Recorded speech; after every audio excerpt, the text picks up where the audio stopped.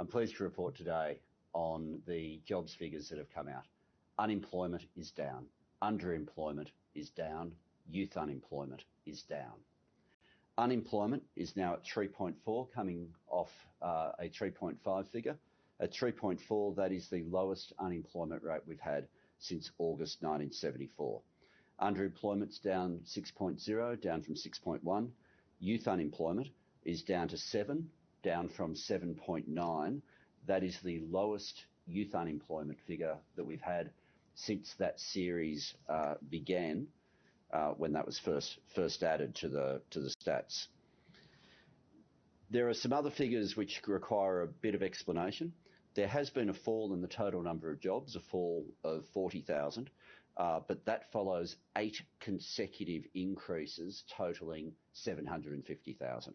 Similarly, there's a drop in the participation rate from 66.8 down to 66.4, but that's off the back of significant increases. We're effectively back to where we were in the participation rate in April, which is still well above where we were at in March 2020, 310,000 more in terms of the participation rate.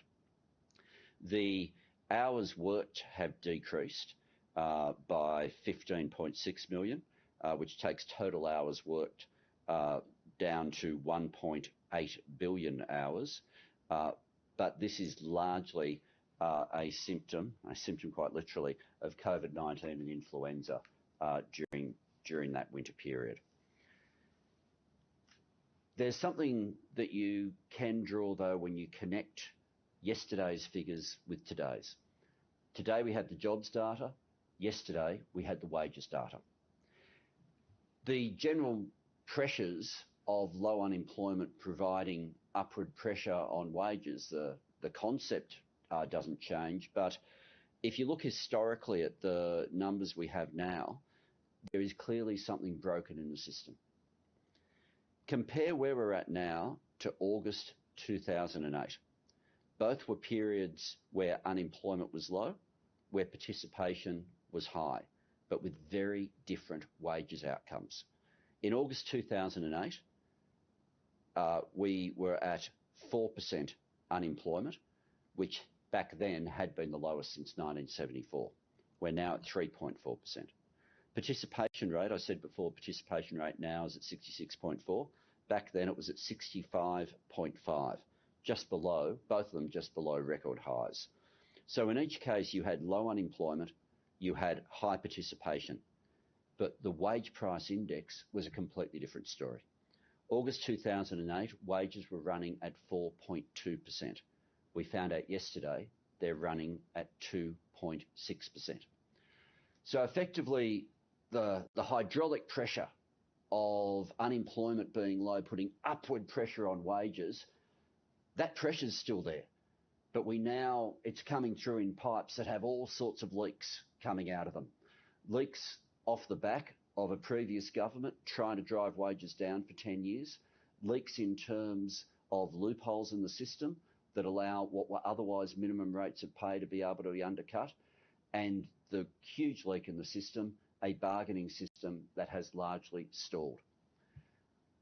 On the deliberately keeping wages low, we changed that from the day we came into office, with making sure that our first major decision was the submission to the annual wage review, which resulted in Australia's lowest paid getting a pay increase of 5.2%. We've taken similar action with respect to the aged care workforce.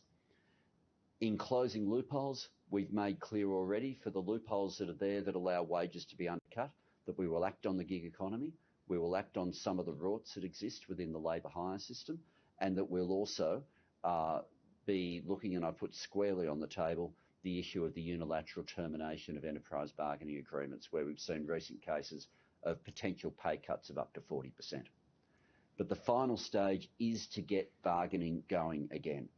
We need to make sure that the nexus between low unemployment and wages getting moving again returns.